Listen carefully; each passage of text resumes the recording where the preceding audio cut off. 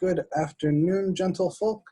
I think we're almost ready to get started here. I just realized I'm out of coffee, so I'm gonna go grab some coffee and then we'll get rolling. But first, let me show you a little bit what we're gonna do today.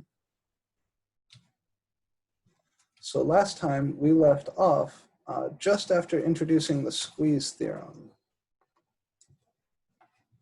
So today we're gonna pick it up there.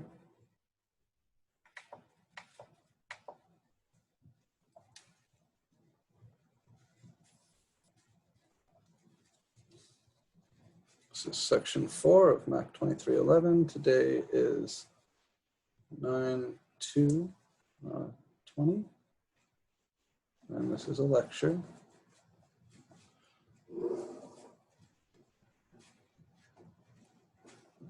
Today we'll cover a little more on the squeeze theorem.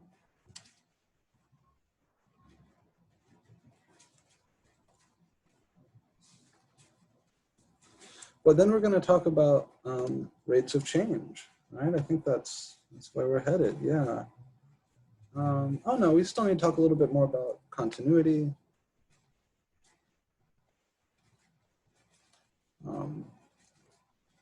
We might talk about limits at infinity today.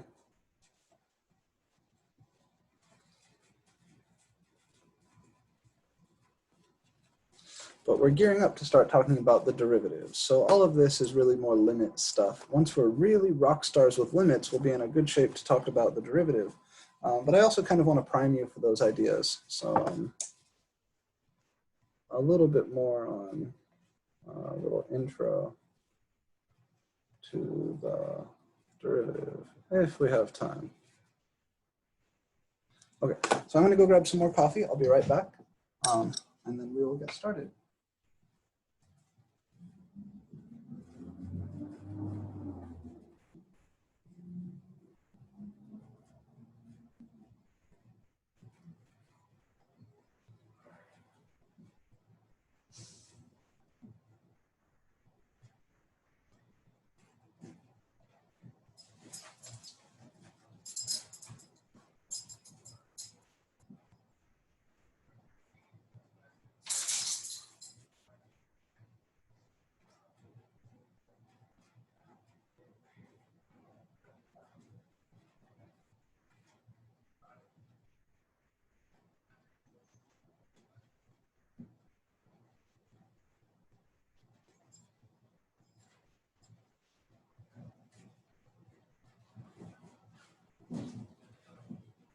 Alrighty. So I want to remind you the statement of the squeeze theorem. You'll recall last time when we talked about a few earlier theorems, I think it was Lily or maybe Sophia, who asked, you know, do you need to know the theorems inside and out? Do you need to know them exactly? The squeeze theorem is the first theorem that I need you guys to know precisely. So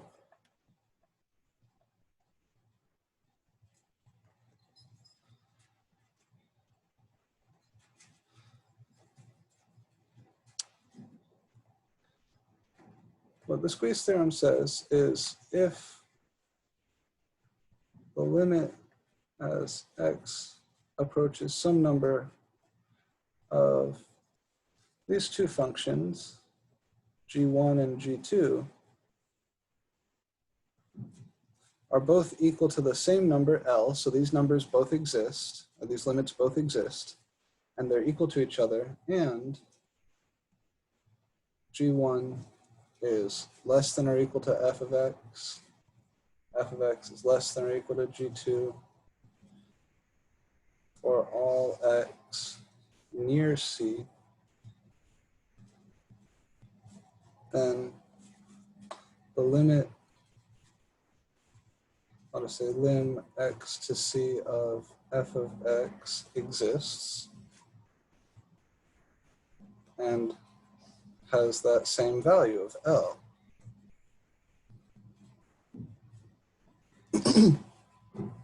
So the way we usually like to state this is, you know, if you're trapped between two functions, you are F. If you're trapped between a guy beneath you and a guy above you, and they're both going to the same place as X goes to C, then you are going to that place also.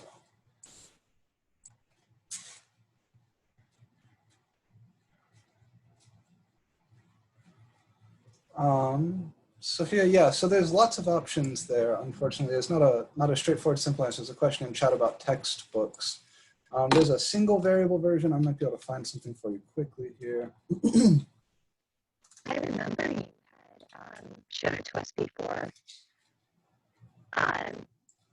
Yeah.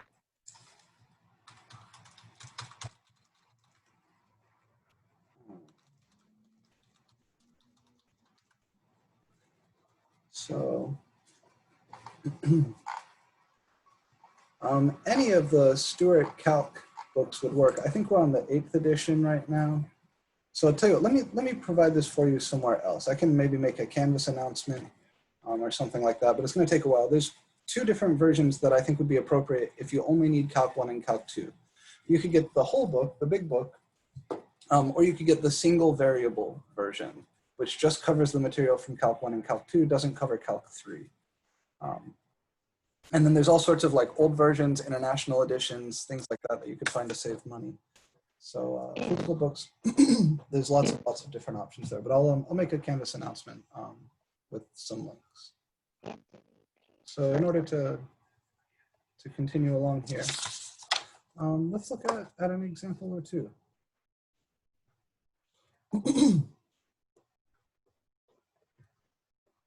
Suppose maybe your function is trapped between e to the x and e to the negative x. What can be said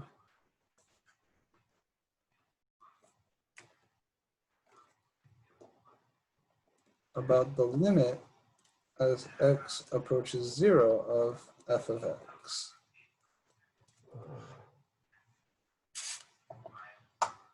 The way I usually like to think about this, and it fits together nicely with the theorem we discussed just before the squeeze theorem, is that limits obey inequalities.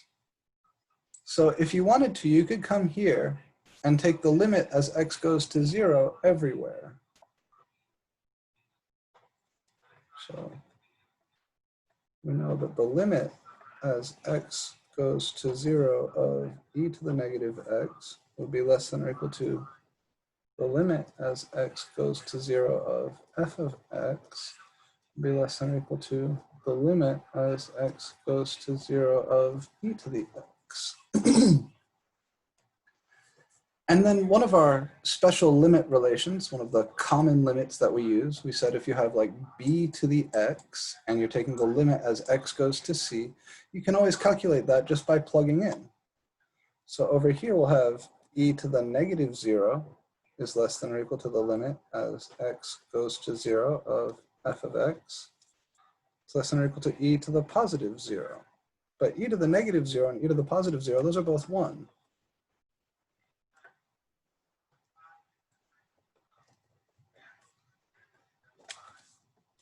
So the limit of f of x is trapped between negative 1 and 1, which means the limit as x approaches 0 of f of x would have to be 1 also. And this is really coming from the squeeze theorem, right? Because the limit of this function is 1, the limit of this function is 1, so the policeman behind us and the policeman in front of us are both going to 1. That means we have to go to 1 also. And this is my favorite way to actually use the squeeze theorem, right? So the example we did in class last time, I tried to make it look as much like the statement of the theorem as possible. But the most useful way to think about the squeeze theorem is you can take an inequality like this and then just take limits everywhere.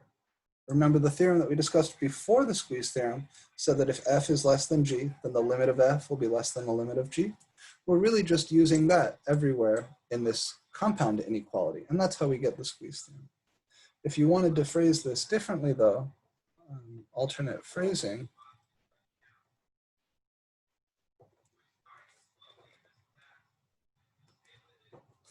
would be to say that the limit as x goes to 0 of e to the negative x is e to the negative 0 is 1, and the limit as x goes to 0 of e to the positive x is e to the 0, which is 1.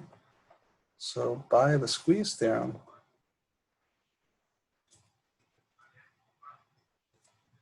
and this inequality star, the limit as x goes to 0 of f of x is 1 also.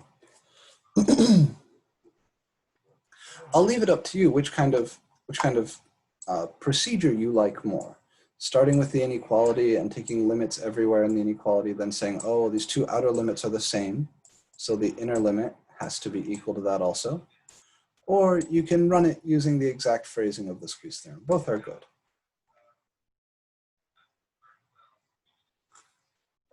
Questions on what it is we did here and how we got the result for f of x? Yes. Yes, Andrew. So my tests have some true false and some multiple choice, and those are either right or wrong. There's no partial credit there, but the majority of the points on the test will come from free response problems. And showing your work is not just beneficial there, it's mandatory. So you have to show work, and then I will grade that work. Each free response question is out of 5. So if you make some attempt, I'll give you like a half point. And then a full correct solution is worth 5 points, and then each problem has a rubric that breaks down the points in between. So yes, showing your work is how you get partial credit on the free response problems in the exams. Tests are in HonorLock. Yep, they're going to be on Canvas, proctored by HonorLock.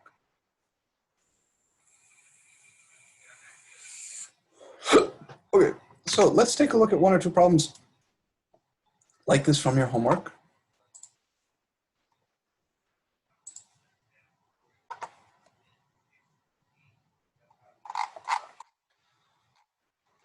So you've got lots of good stuff like this.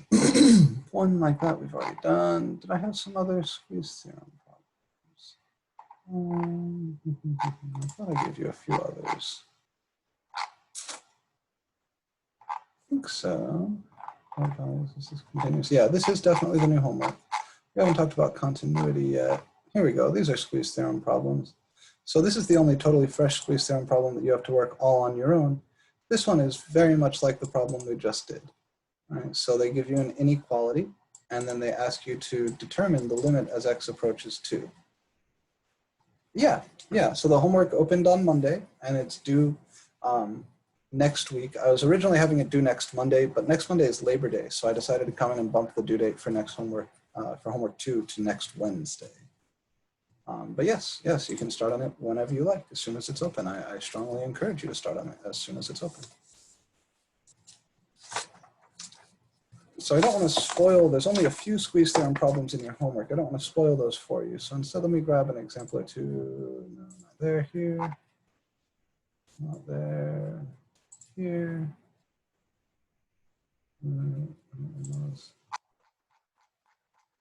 So I'm going to find 1 or 2 good squeeze theorem things in here.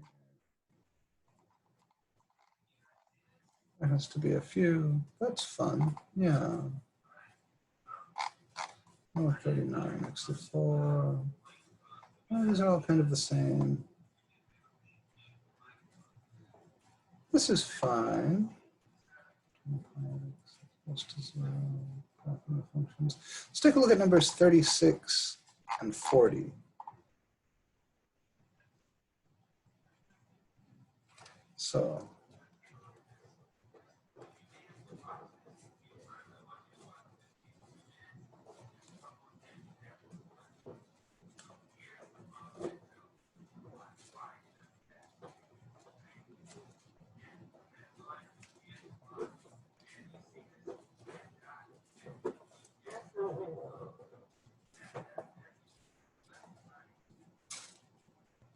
So if you look in the syllabus, we don't have a set date for test 1. I fixed the weeks ahead of time, and then the exact date will depend on kind of how quickly we're moving through the material. But if you look in the syllabus, exam 1 is going to be the week of the 21st. So the last week of this month, the second to last week of this month. All right, so this limit, they want us to cook up this limit. And the catch here, of course, is that if you try to plug in 0, this thing is horribly behaved. But the way we would go through this is we're going to use the squeeze theorem.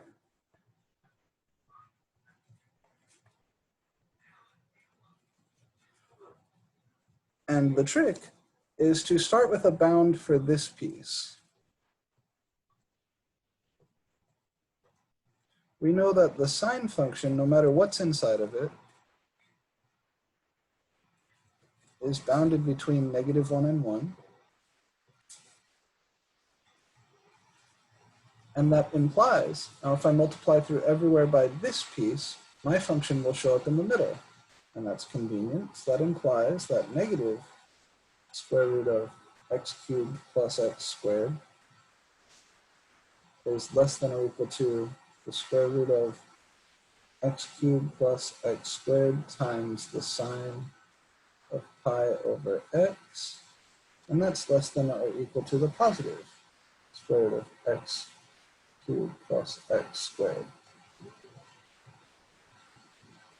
And then we could say the limit of the thing on the left is some number, the limit of the thing on the right is some number, and if those numbers happen to be the same, then the limit of the thing in the middle has to be that also. If you're patient and want to write all that stuff out, that's fine, but again, I just wanted to show you how I like to do this. I like to then come in here and just take limits everywhere. The object in the middle is what I'm trying to get. So here I'll have lim x to 0 of negative square root x cubed plus x squared is less than or equal to lim x to 0 square root of x cubed plus x squared times the sine of pi over x is less than or equal to the limit as x goes to 0 of the positive square root of x cubed plus x squared. And the two outer limits here are not hard to calculate.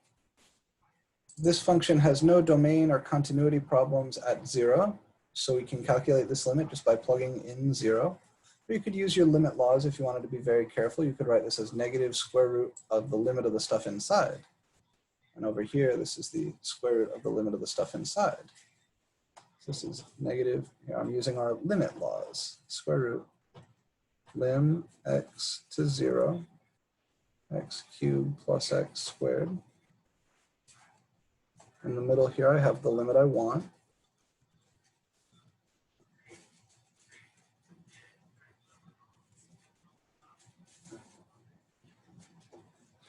And over here, I'll have the square root of the limit as x goes to 0 of x cubed plus x squared.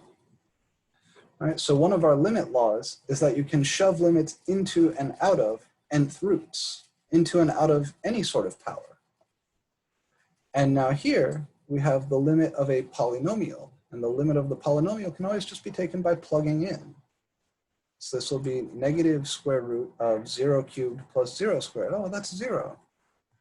And over here, I'll have the positive square root of 0 cubed plus 0 squared. So this is 0 is less than or equal to the limit I want.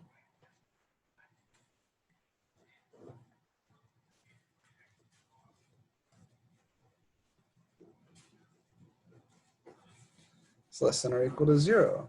Therefore, by the squeeze theorem,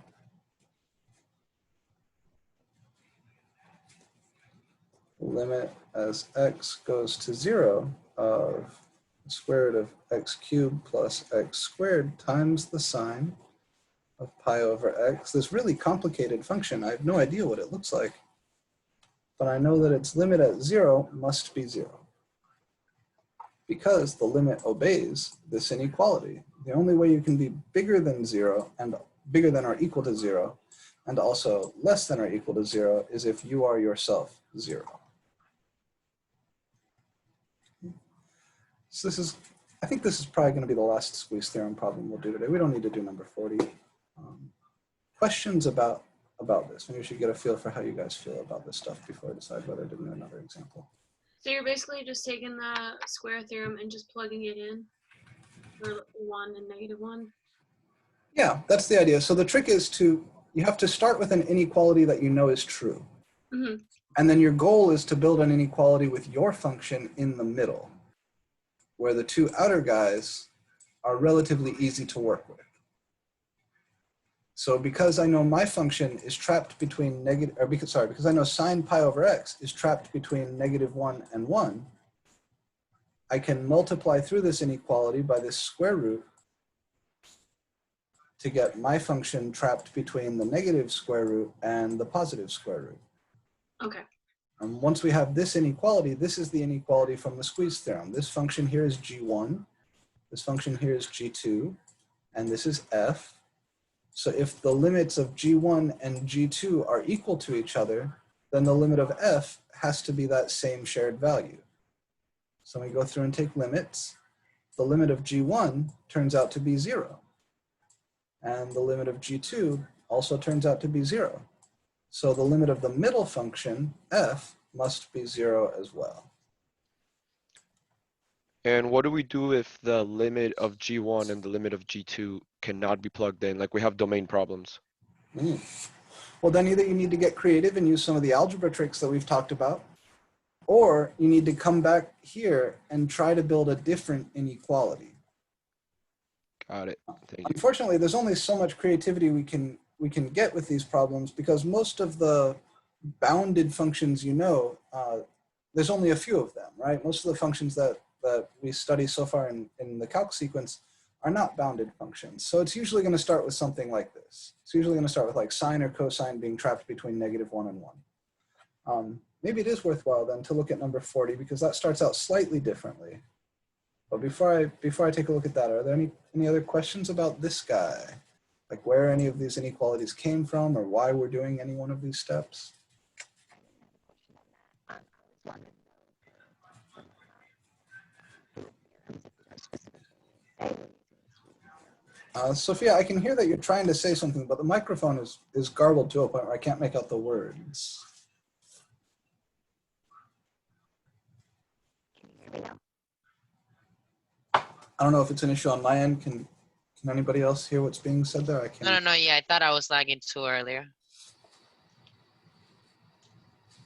So it seems like you might be having some some audio problems there, Sophia. Could I ask you to maybe type the question in chat?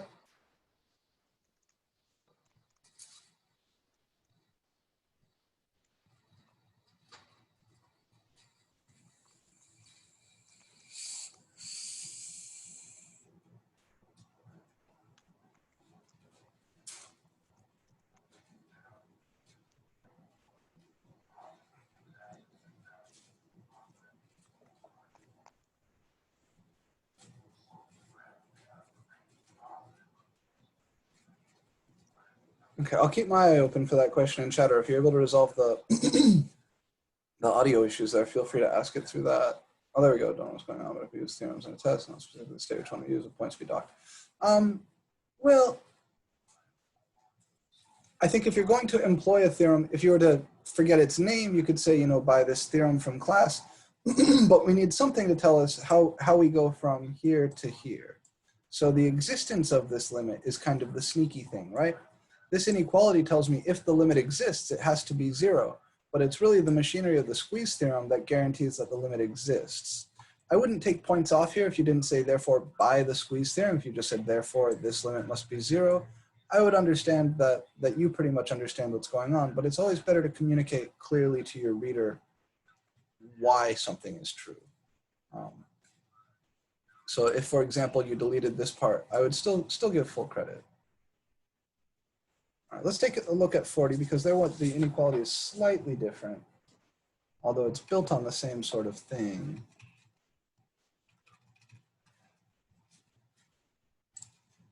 So that was this guy. Take a look at the limit as x goes to 0 from the right, root x times e to the sine pi over x.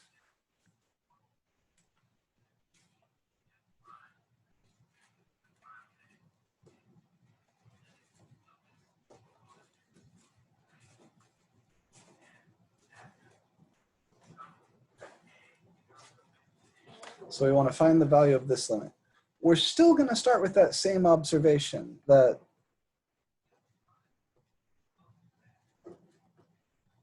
sine, no matter what's inside of it, and this would be true if this was a cosine also, is bounded between -1 and 1. But there's an intermediate step here for building the inequality that requires a little bit of creativity. My goal is to get this function in the middle. So first I need to get the sine into the exponent of e. And we can do that because e to the x is an increasing function. When you compose with it, it will not mess up inequalities. So it does follow from this that e to the -1 is less than or equal to e to the sine pi over x is less than or equal to e to the 1. And now we can multiply through by our root x.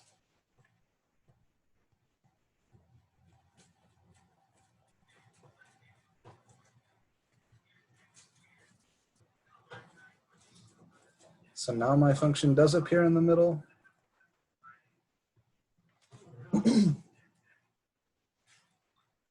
And then if we look at the left-hand guy and the right-hand guy as we send x to 0 from the right, this piece is square root x times a constant, right? 1 over e, or e to the negative first power, is a constant. And same over here, this is also a constant. So if we look at the limits, the limit as x goes to 0 from the right, square root of x e to the -1, must be less than or equal to the limit as x goes to 0 from the right, square root x e to the sine pi over x, and this is the thing I want, and that's less than or equal to the limit as x goes to 0 from the right, root x times e. Here, as x goes to 0 from the right, you can picture what the graph of root x looks like. Root x looks like this.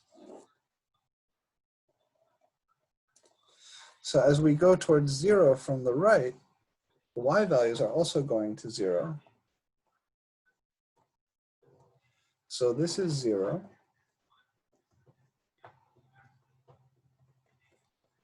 So my limit is trapped between 0 and on the right-hand side, so 0 times e to the -1, that's 0, because e to the -1 is just a constant. Similarly over here, this is 0 times e, that's 0. So by the squeeze theorem, our limit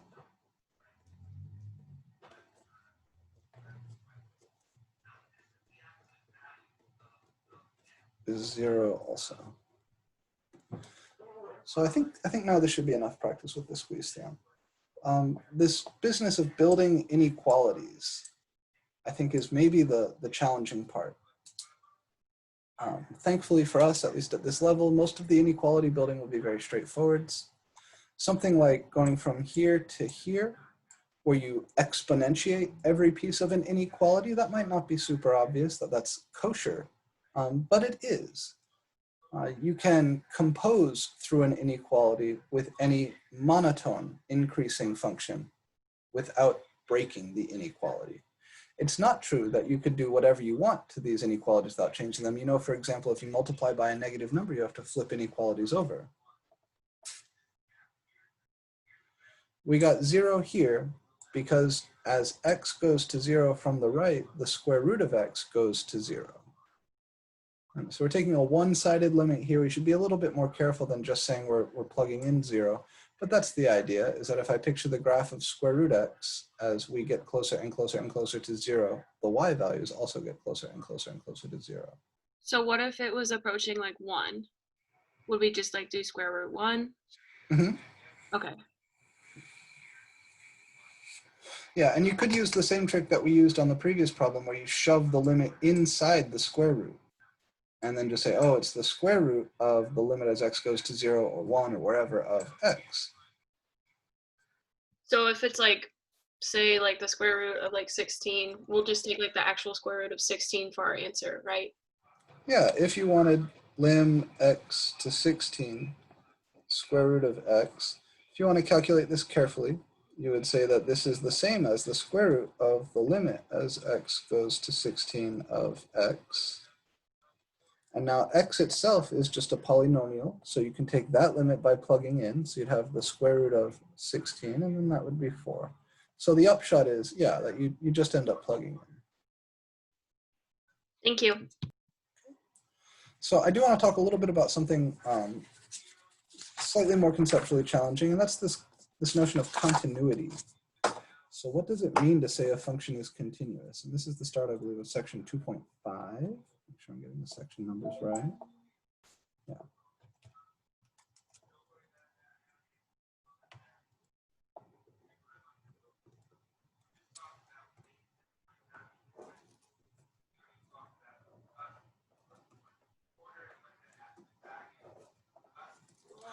Okay, so continuity. What does it mean for a function to be continuous? The intuitive definition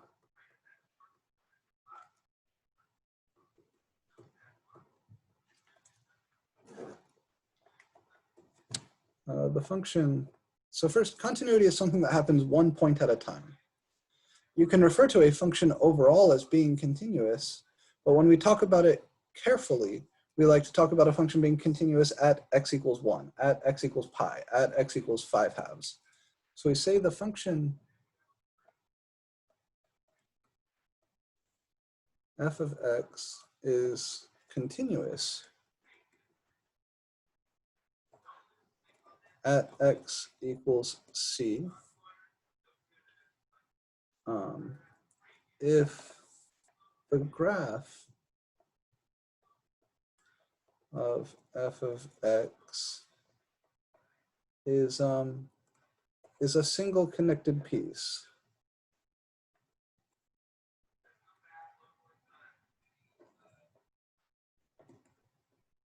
Near x equals c.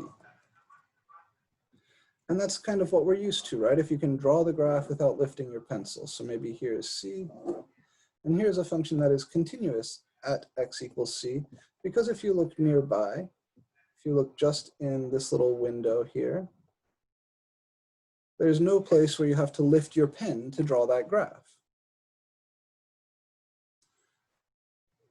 But what we want to do is make this somehow more rigorous, because the concept of single connected piece relies on a few things. First, it relies on you already knowing what the graph looks like, which we don't always have, right? There are many functions whose graphs we don't know how to picture immediately. And the other thing is that, what does connected really mean? It's a word that makes sense to us because we use it in our regular speech, but mathematically speaking, the word connected has a very specific meaning, and it's kind of complicated to describe in terms of algebra or inequalities.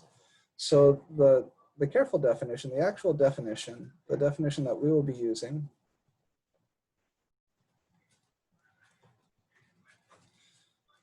the function f of x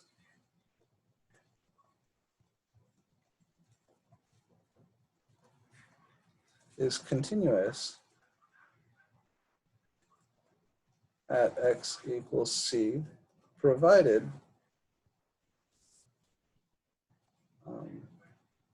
the limit as x approaches c of f of x is equal to f of c. And before we go playing around with this too much, I just want to identify ways this can fail.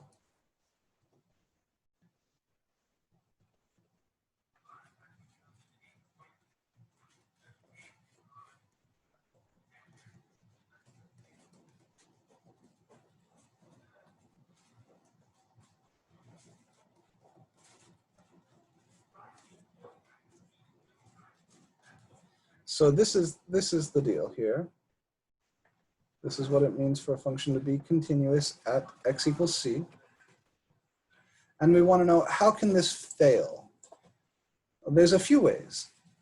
It's possible that f of c doesn't exist. C might not be in the domain. It's possible that this limit doesn't exist. Maybe the left and right limits are different. And then it's possible that both of these things exist, but aren't equal to each other. So there's three things here. If f of c doesn't exist, i.e. c is not in the domain of f, that's like a hole, right? If everything else is good except f of c doesn't exist, that's like having a hole in the graph. It's possible that the limit as x approaches c of f of x doesn't exist.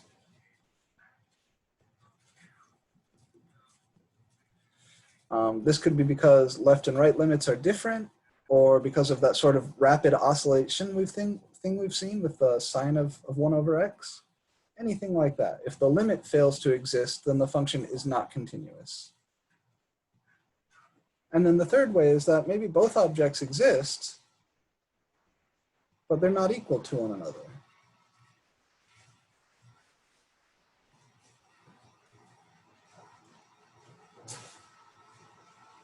So the picture that goes with this first thing is, maybe there's a hole.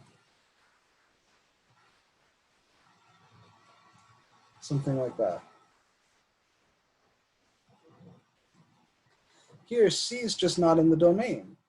The left limits and right limits are equal to each other, so the overall limit does exist, but it can't be equal to the value of the function there because there's a hole. The function is undefined there.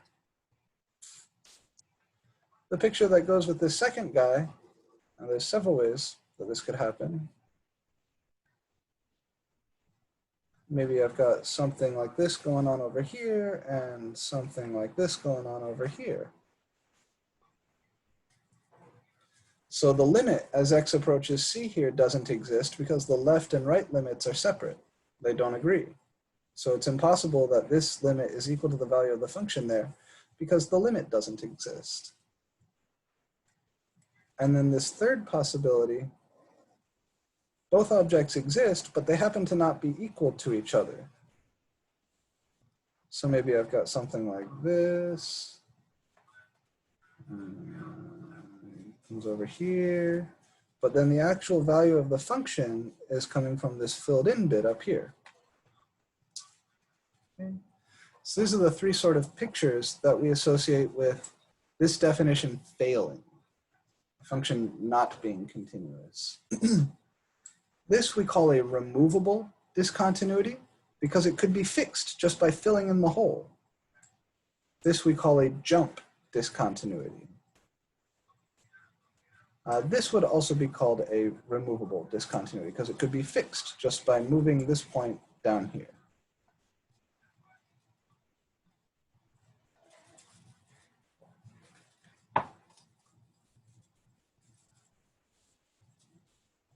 Questions on this definition?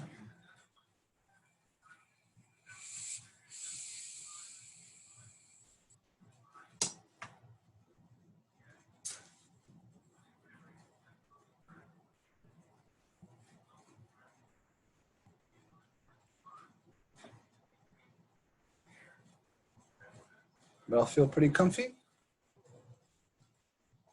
So the intuitive definition is kind of a positive thing. You look at it and you can see.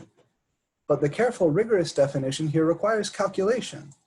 So if I ask you on an exam whether a function is or is not continuous at a certain point, you need to check whether or not this is true.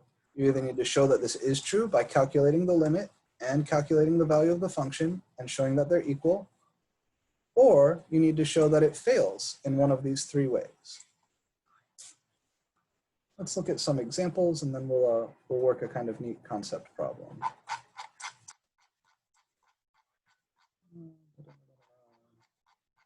.4 we do not cover. That's if you want to take advanced calc or honors calc. But 2.5 is where we are. So this is what it means to be continuous. And here they're describing the three ways that can fail. We've got some pictures there. They ask us to identify where each of these is discontinuous. None of these are super exciting, So let me look at something a little more challenging. And we'll cover that in a second. I know where we'll start. Here, I got one. There's an example that we've played with, a function that we played with last time we talked. So let's determine whether f of x equals the absolute value of x over x is continuous at x equals 0. You may recall that the absolute value of x, if we want to work with this guy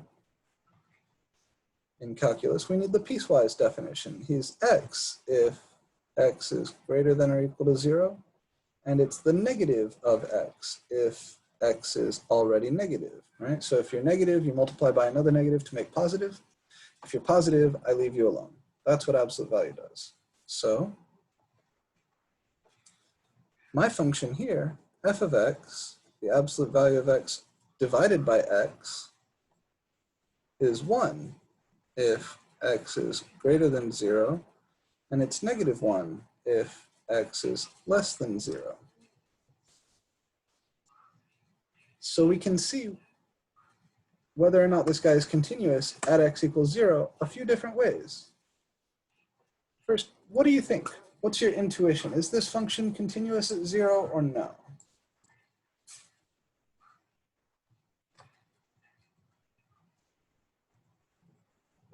Nah, and if you remember the graph from last time, you can probably see in your head 2 different reasons why it's not. Who can give me a simple, straightforward reason why f of x is not continuous at 0?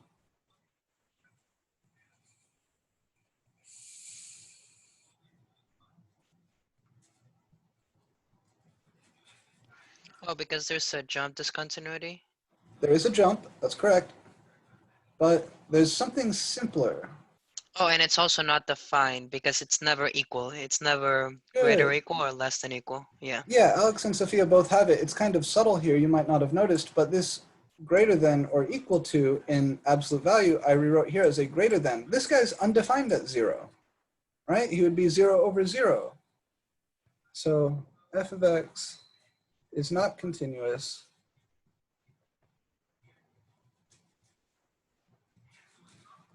at x equals 0 because f of 0 doesn't exist. In other words, the domain for f doesn't include 0.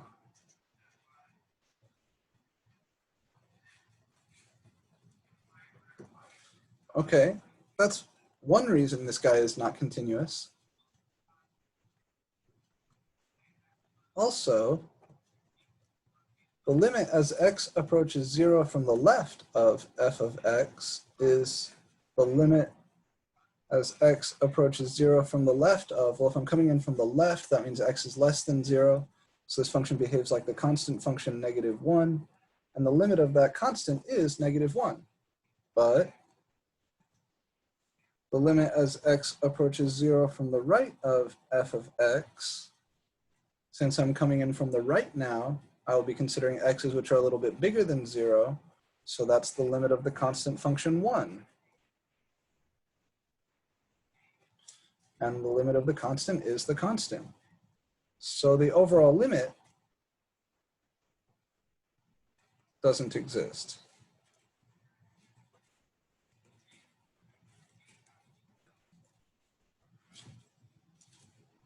And I'll remind you what this graph looks like.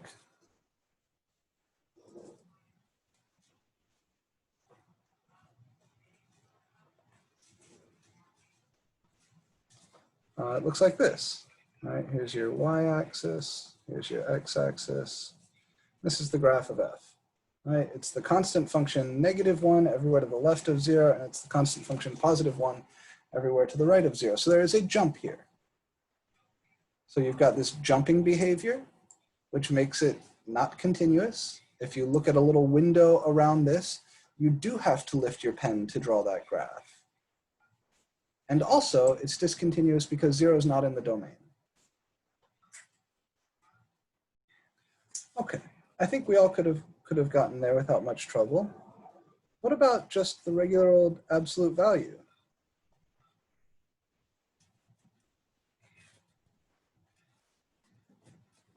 We'll call that g of x.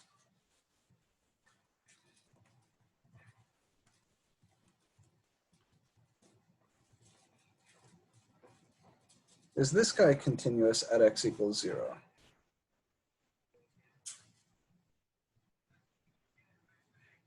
Do we have an intuition? What do we think? I know everybody here has, well, probably everybody here has a picture for what the absolute value graph should look like.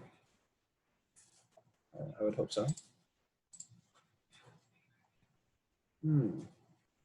So especially if you've dabbled in calculus before, there is a thing that you can confuse with continuity, and that's differentiability. It's true that there's a sharp corner on this graph. Right? The graph here looks like this. It's a piecewise function, right? It's x if x is greater than or equal to 0, and negative x if x is less than 0. So there is a sharp corner here. But is that a problem for continuity? No. Yeah, it's not an issue for continuity. But that's not a proof, right? We can look at this and I can say, oh, I don't think there's a problem there, or yeah, I can draw this graph without lifting my pen. But if I wanted to show that the function is continuous, so we think yes. So we must show or prove that the limit as x goes to 0 of g of x is equal to g of 0. So on the one hand, g of 0, that's the absolute value of 0, that's 0. But the limit we need to check. So the limit as x approaches 0 from the left of g of x, if I'm approaching from the left, then g of x is equal to negative x. So this is the limit as x approaches 0 of negative x, taken from the left.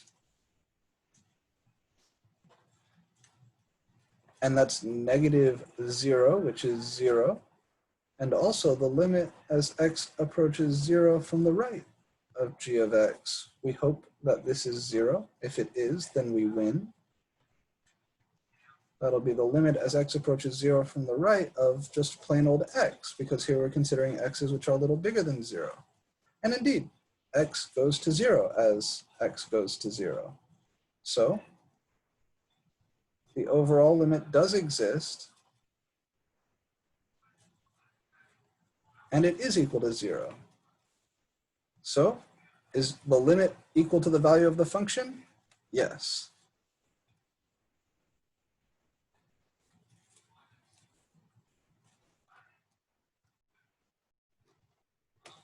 And that's what we needed to show. And when you finish a proof, you can write a little box at the end that stands for the letters QED, or quod erat demonstratum, or that which was to be shown. So we wanted to check, is this true? On the one hand, g of 0 is easy to calculate. It's the absolute value of 0, which is 0. On the other hand, this limit, we need to calculate one-sided limits to check that he exists. Since both those one-sided limits are equal to 0, the overall limit exists and is equal to 0. And since the value of the limit is the same as the value of the function is continuous. You feel comfy with this?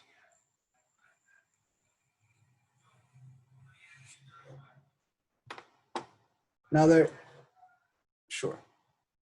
So what we needed to check is that this statement was true. That the limit of the function is equal to the value of the function.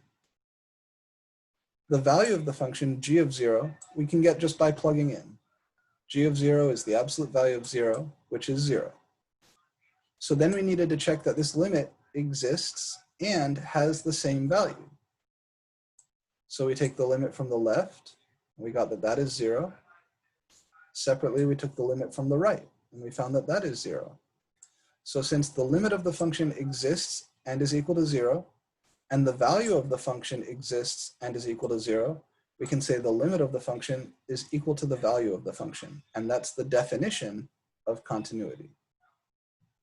So this blue box statement right here is the definition of continuity with c equals 0 plugged in.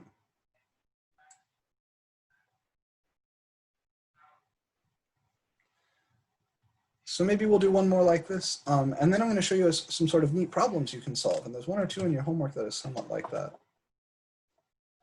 So let's take something that's not overwhelmingly weird. Arcsine.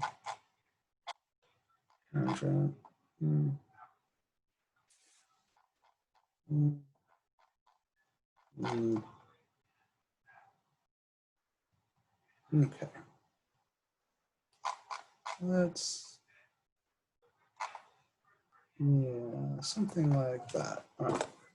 So another example function that we've toyed around with a lot is rational functions. Let me define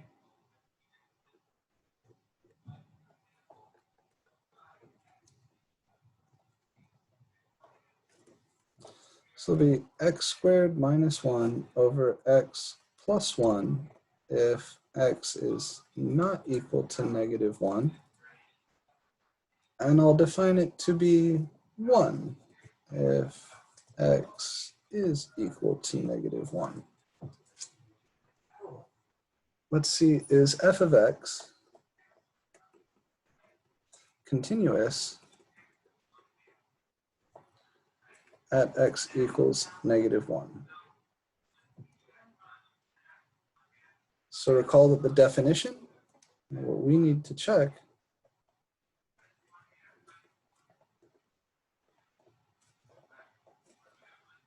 is the limit as x approaches negative 1 of f of x equal to f of negative 1.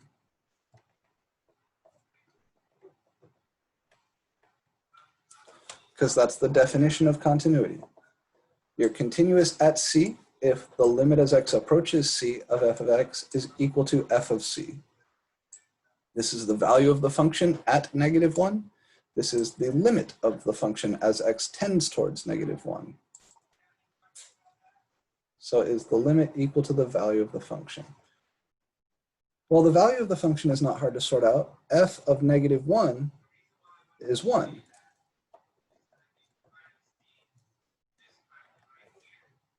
What about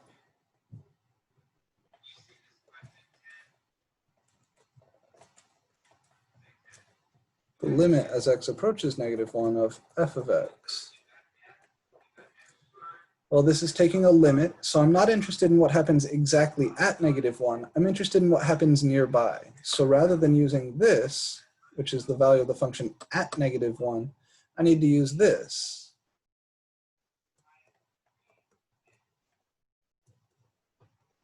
So that's the limit as x approaches negative 1 of x squared minus 1 over x plus 1. It's true that this algebra expression here, x squared minus 1 over x plus 1, is not defined at negative 1. But what I've done is I've cleverly used this piecewise function to define the value at negative 1 to be 1. So it's not a domain issue that's going to cause problems here. This thing might be continuous. The only way to find out is to calculate this limit. How do I calculate this limit?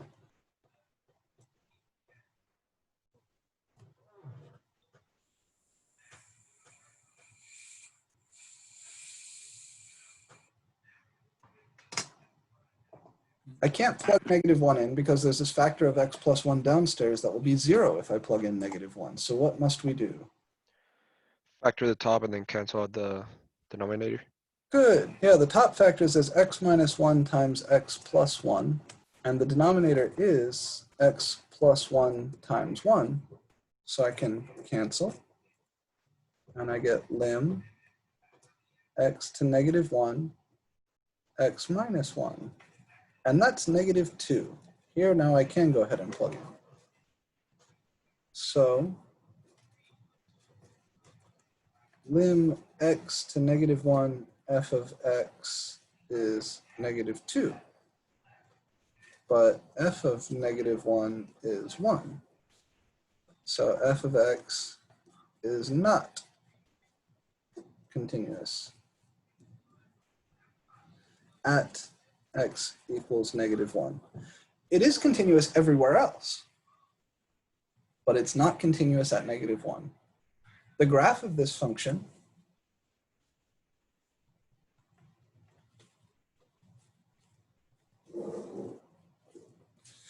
everywhere besides negative 1, it looks like this, which is the same as x minus 1.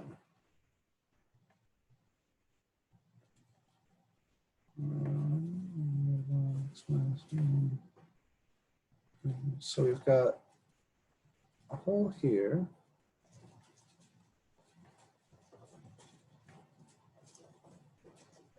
And they look like that. And then at negative 1 itself, we have this filled in piece up here at positive 1. So this would be a removable discontinuity.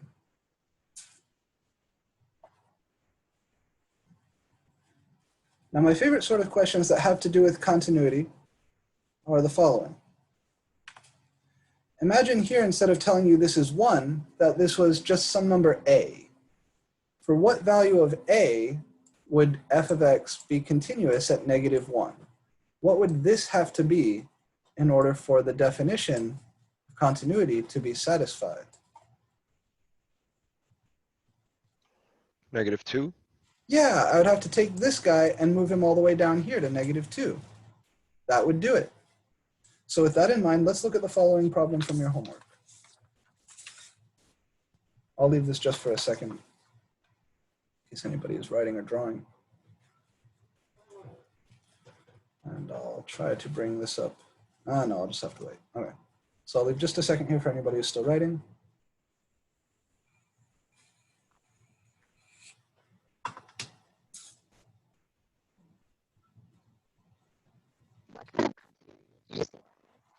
So, some good stuff. I know there's got to be one or two of them in here. This is a little bit overboard, something a little gentler. No. Okay, let's look at 45. So before I actually do this, I want to give one more definition. But let me write this down first. So for what value of c is the function f of x equals cx squared plus 2x and x cubed minus cx. Here, this is if x is greater than or equal to 2. This is if x is less than 2. Continuous for all real numbers.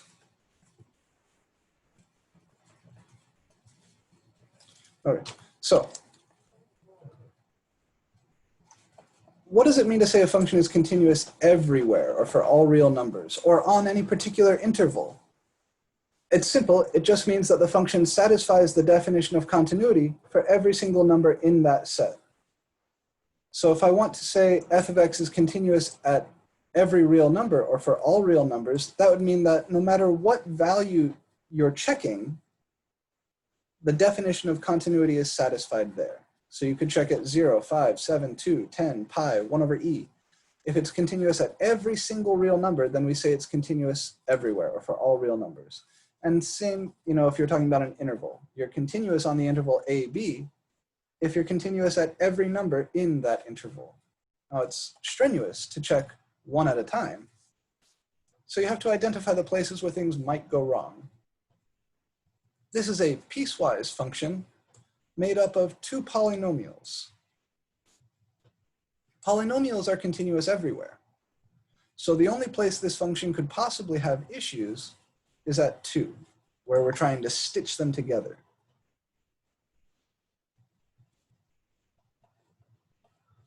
So I would answer the question like this. F of x is piecewise polynomial. All polynomials are continuous everywhere. The proof of that statement follows immediately from the limit rules we talked about on Monday.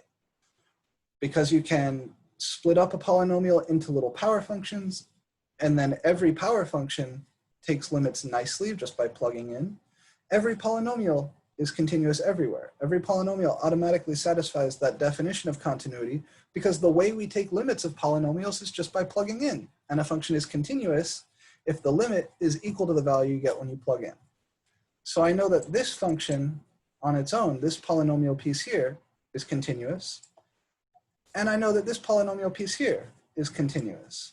So the question is, have they been joined together in a continuous way?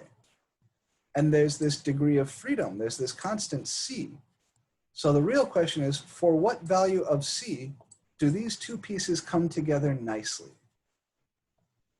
Since all polynomials are continuous everywhere, the only place we might have problems, we might be discontinuous,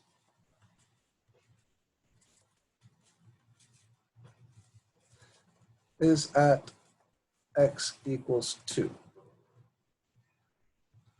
Thus, we must check, or we must find c such that the limit as x approaches 2 of f of x is equal to f of 2.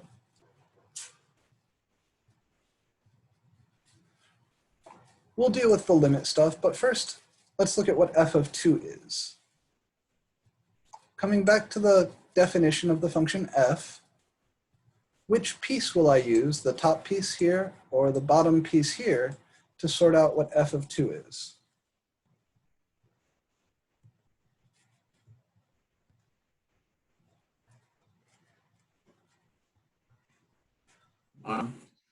So on the one hand, f of 2 is determined by the definition of f right here. This says if x is strictly less than 2, f plays like the top. If x is greater than or equal to 2, it plays like the bottom. So at 2, f of x is equal to this guy with 2 plugged in for x. So that's 2 cubed minus c times 2, which is 8 minus 2c.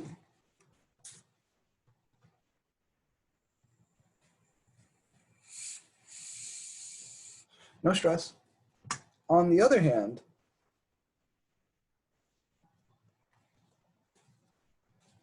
we've got two things to do. The left limit and the right limit.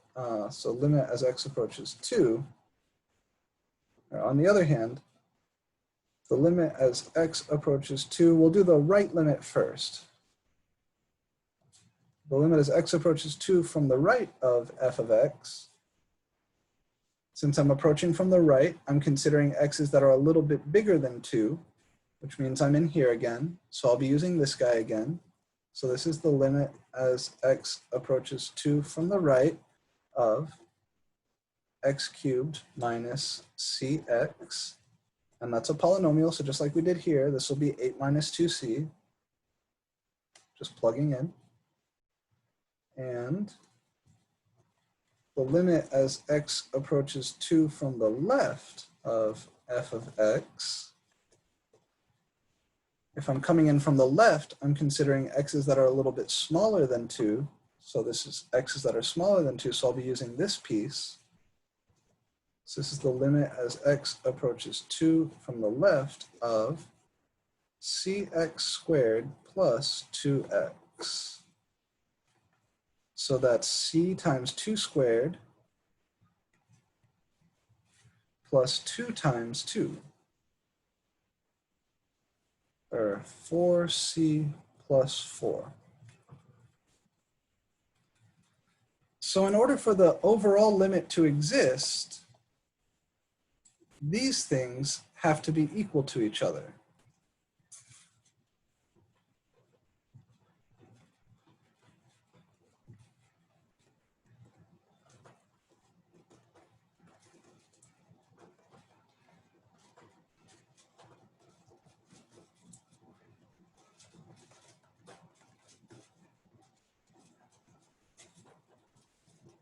We need the limit as x goes to 2 from the left of f of x to be equal to the limit as x goes to 2 from the right of f of x.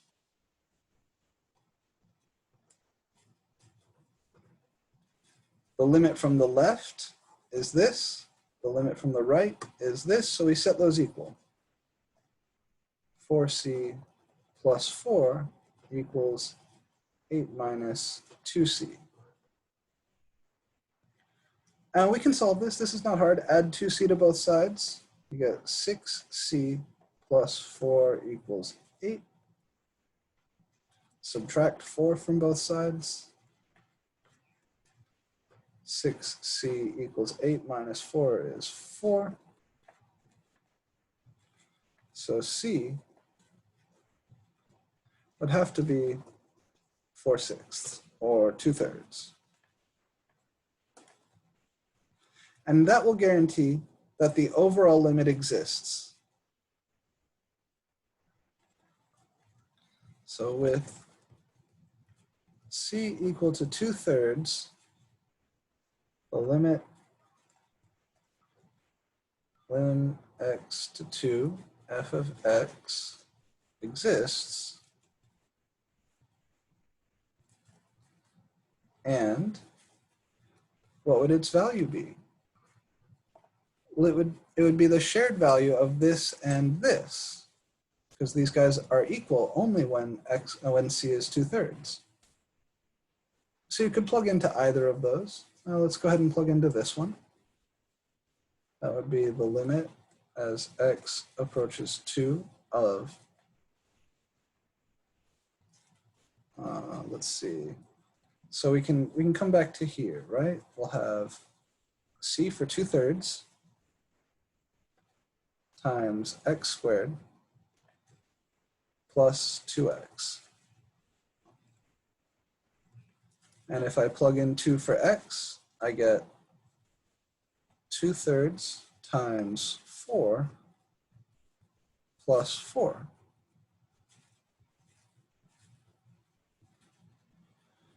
Which is 2/3 times 4, well, that's 8/3 plus 4. And then 4 is 12/3, so I could write that as 20/3.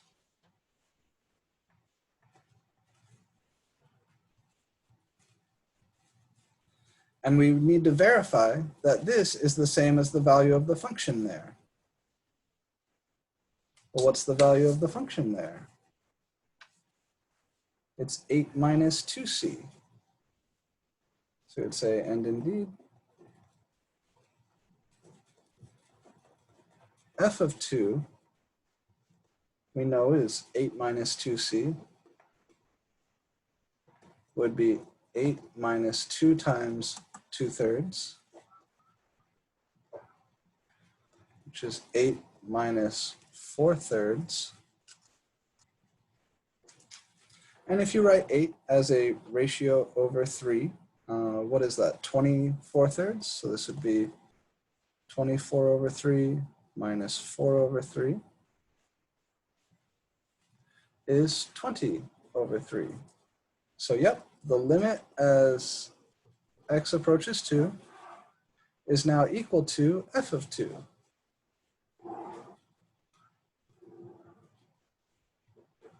So these make for fun problems.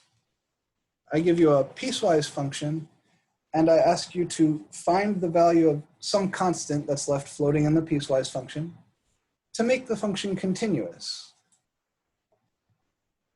Really, the only problem solving we did here, these last few steps were just verification, right? Everything we did here and here is just checking that what we did what we wanted it to do, that it worked, that this value of c we found really did make that function continuous at 2.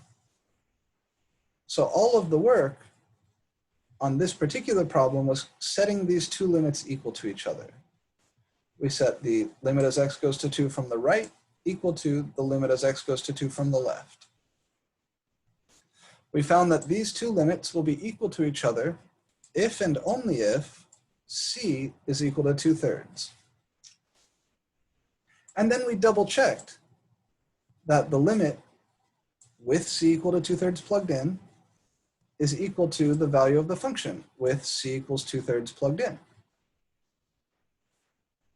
So there's a few like this in your homework. And then, like I said, they make for fun problems.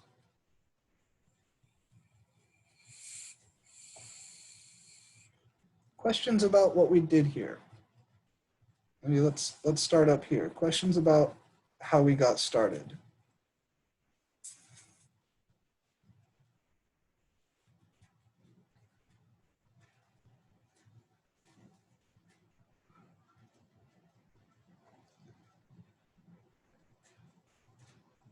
Our task is clear, right? We need to make this statement true. To do that, we need to make sure that this limit exists and that it's equal to the value of the function.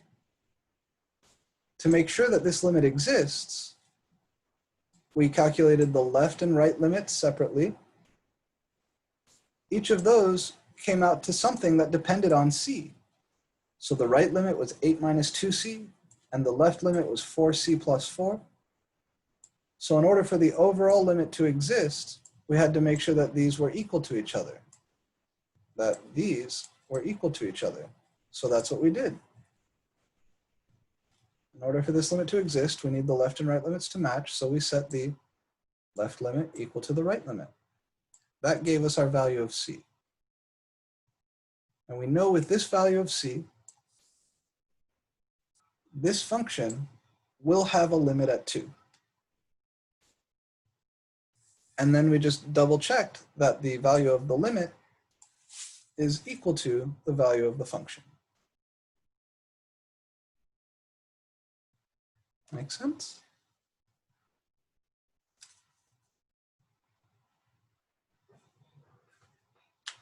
Good. I don't want to get horrendously hung up here, because I do want us to get to talking about derivatives fairly soon. But there's one other example involving something like the Dirichlet function.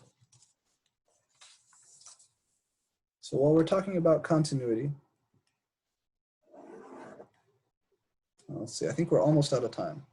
Yeah, so give me this last minute to show you one more quick example. There's this function called the Dirichlet function. And I showed this to my pre-calc students, but I don't know if I showed this to you.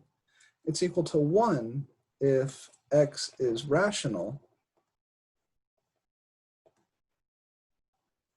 and 0 if x is irrational.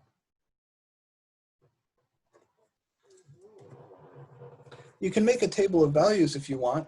Any number that you would likely think to plug in, you're going to get a 1 out, because most of the numbers that we think of are rational numbers, like 0, 1, 2, 3, 4, 5, 1/2, 1/3, 1/5, whatever. But there's also lots of irrational numbers, like pi, 1 over pi, e, 2e, 5e, 1 over e. The graph of this function is really bizarre. At every rational number, and there's lots of those, there's infinitely many fractions, you know, all over the place we've got fractions. I mean, there's also infinite irrational numbers, right? Yeah, in fact, there's way more irrational numbers than there are rational numbers.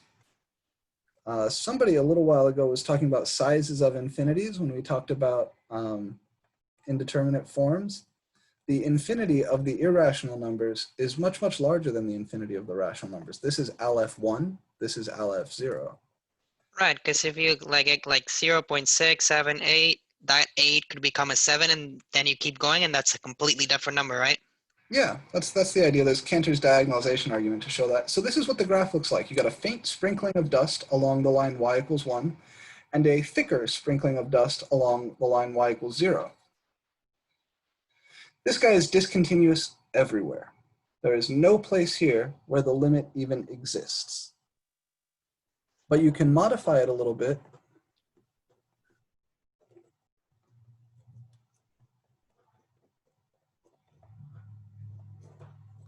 I'll still say we're 0 if x is irrational. And here we'll say instead of being 1, it's just equal to x if x is rational. So the graph of f, you still have your very thick sprinkling of dust along the line y equals 0.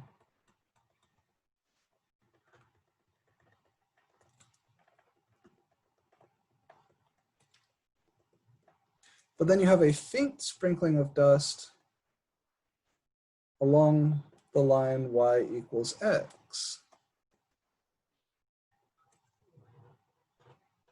Similarly, very strange function. This thing has no hope of being continuous anywhere, because no matter where you look, he jumps back and forth between 0 and 1 infinitely many times on any interval. So the limit as x approaches anything for d of x does not exist.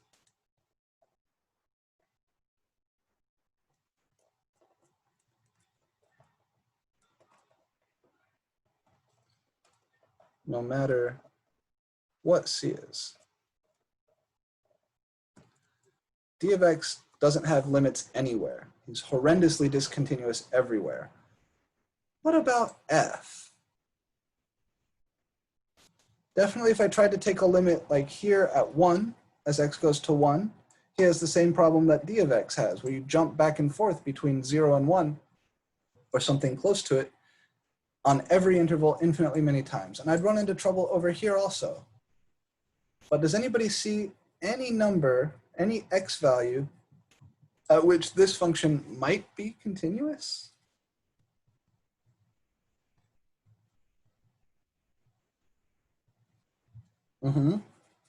Very good. Yeah, this is continuous at 0.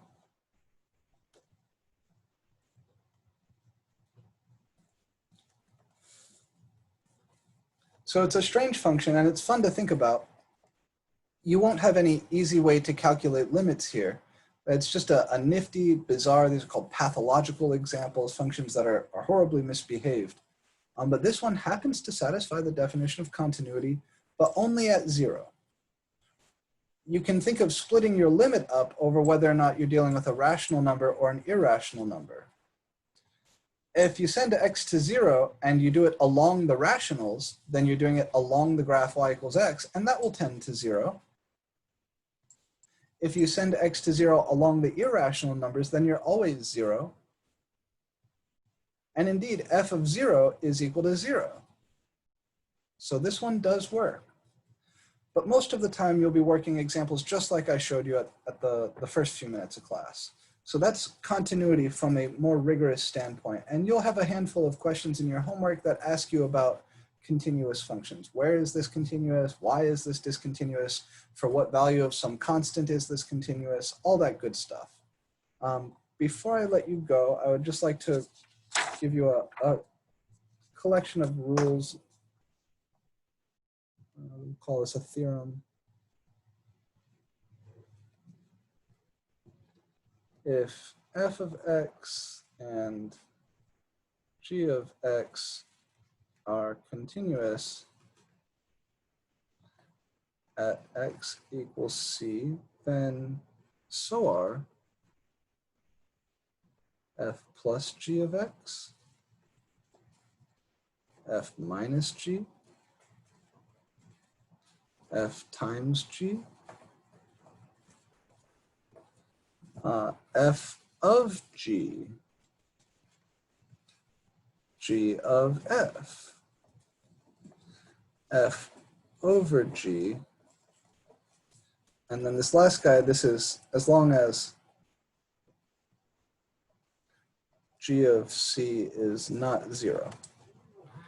So any of the normal ways of combining functions, if you take two functions that are continuous at C and you mash them together in any of the ways you've learned how to mash functions together in algebra classes, the result will be continuous. And then there's one. I have a quick question. Like, okay, so you remember the example we covered, which was like sine of 1 over x, and then we had x squared, like the limit as x approaches 0 of sine of 1 over x multiplied by x squared, right? What if we, to that power, we assign an n and we take two limits? The limit as n approaches 0 and the limit as x approaches 0. Because I know if you have a regular x, according to what I've seen online, it technically works, right? But what if you have that exponent tending towards 0? There you're Could talking. you then find a value? You're talking about what sounds like a two-dimensional limit. That would be a question that would be fun to talk about in office hours. But I want to make sure I understand you clearly before I give an answer. You're talking about. Let me finish writing this down, then we can hang out after class and talk about that for a second. So first, okay, if f and g are continuous at C, then so are all of these other mashup guys. And also, all polynomial functions are continuous on all real numbers, and all rational functions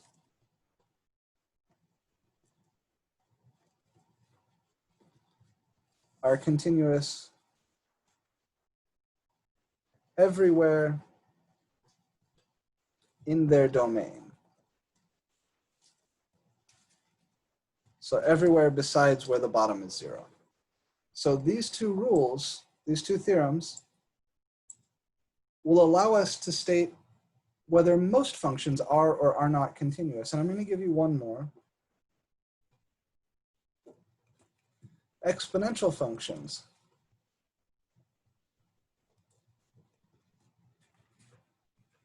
That is, anything of the form f of x equals c times b to the x are continuous for all real, or at every real number, for all real numbers.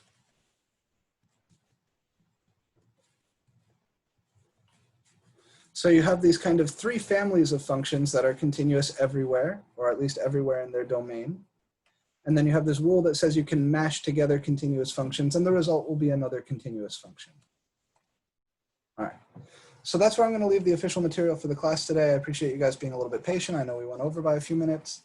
And then, Alex, you wanted to ask a question about one of those limits. So if you guys, class is over, you're welcome to leave. If you want to hang out and ask questions or talk for a minute, I can do that just for a few minutes, though, because I do have another class that starts at 2. Right. Okay, so quick, just write the inequality like the limit as x approaches 0. Like just using the squeeze theorem, like sine of 1 over x is always greater than -1, but less than 1. So let's start with, what's the function you're trying to take the limit of? That one, yeah. And let's just use the squeeze theorem real quick. Okay.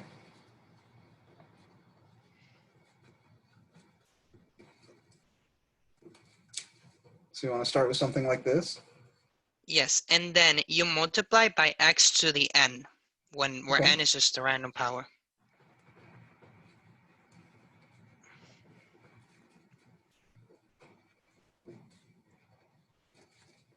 Okay. And then you take like a double limit. Limit as n approaches 0 and as x approaches 0. Could it work, or what would be the problems that arise when you do that? Well, there's actually quite a lot that's going on here. So just to be clear for anybody who's hanging out, this is not something you'll see in this class. It's something you'll see in Calc 3. And a nice explanation is, I'm afraid, going to have to wait until then, but I can give you a reasonable feel. Okay, sweetie. All right, bye, baby. Have fun, be safe. Monkey.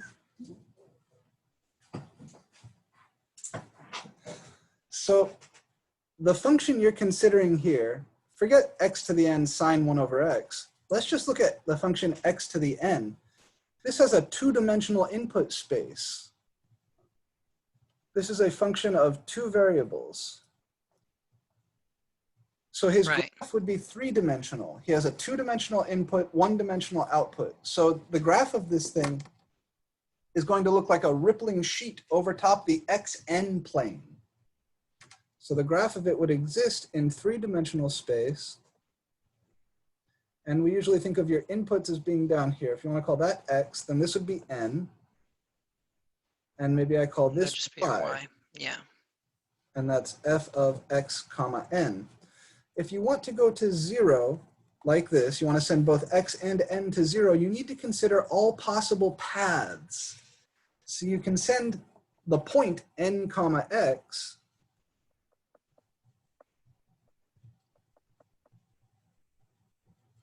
you can send that point to 0 along all sorts of paths. And in order to take a limit of a higher dimensional function like this, you have to find some way to consider all possible paths that could take you from wherever you are, n comma x, to 0 comma 0. So this turns out to be a fairly complicated question. And I believe even just the limit of the object on the right here is non-trivial. If you approach along the path n equals 0, so if you approach along the x-axis, then this would be the constant function 1, because x to the 0 is 1. Right. However, if you were to approach along the n equals 1 path, then you would get 0, because 0 to the 1 is 0. So it turns out this guy, in the Calc 3 sense, and you'll discuss this in the first few weeks of Calc 3, not continuous. But all this stuff, guys, is well beyond what we have to worry about here. We're focusing on one-dimensional inputs and one-dimensional outputs. And the notion of continuity for higher dimensional functions, while it's similar to what we're working with, the idea of a higher dimensional limit is more complicated, and it will require a fair amount of machinery to work with. So if you're curious about that stuff, and it seems, Alex, that this is something that you might have a knack for, there are a few books I can recommend.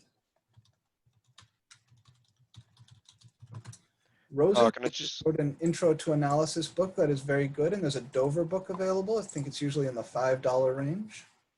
Nah, it's gotten more expensive. Yeah, you got used copies here for $5. So here, this book will teach you how to be very rigorous about analysis in general, and it will discuss a little bit the higher dimensional stuff. You could flip to our textbook a little bit later. If you look in the Calc 3 section here, they will talk about higher dimensional limits.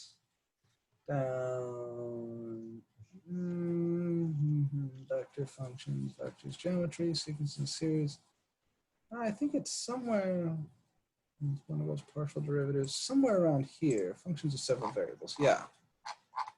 So they'll talk about input and output spaces, which is kind of what we're talking about. So down here, the XY plane is your input space. This brown mess of stuff is your domain.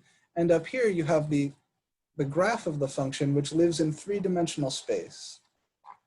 Okay. If you want to talk about limits in this setting, then you need to talk about all possible paths to get towards the point you're interested in. So, I mean, yeah, I'm certainly not familiar with like 3D graphs. I've kind of looked at them, but I mean, it's complicated. I've looked at circles and stuff, but yeah, it is complicated, it is. But if you want I to, was thinking about the distance formula too. I mean, I didn't even know how to come up with it. Like, it's just weird. it's non-trivial. I would encourage you to take your time. And they'll talk here, you see, about different paths that lead you to that point and how it's important that you have the same result no matter what path you're traveling along. And it turns out that the best way to answer these questions involve things called like partial derivatives. It gets pretty heady. It's not a simple thing at all. So the question you ask is a great question. Unfortunately, to give a good answer that you'll actually be able to hold on to and internalize, we're going to need just about 2 more years of calculus before we can get there. So hold on to that question. It's a great question. And then scare the shit out of your Calc 3 teacher with it in a couple years, okay? All All right, I gotta sign out, guys. I do have another class that starts. Professor, real quick, do we have any quizzes? No quizzes open. Only the homework. No, just homework and exams, and then study guides for this class. Okay, thank you so much. All right, take care, guys.